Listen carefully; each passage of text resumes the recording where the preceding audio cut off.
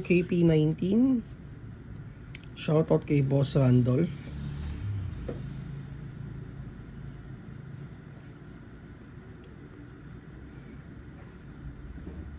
So KP19 is, or KJW, is made in Taiwan. Magazine capacity is 26 rounds.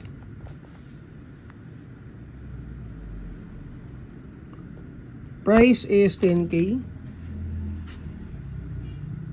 So may plates na rin yan nakasama. Ito.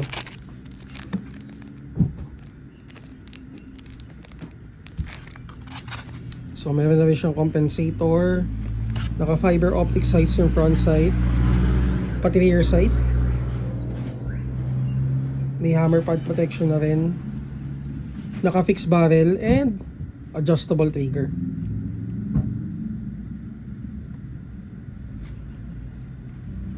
May under rail na rin pala for attachment.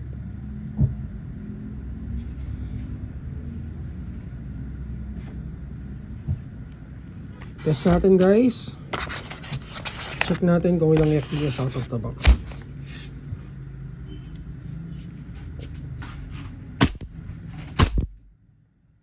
$362.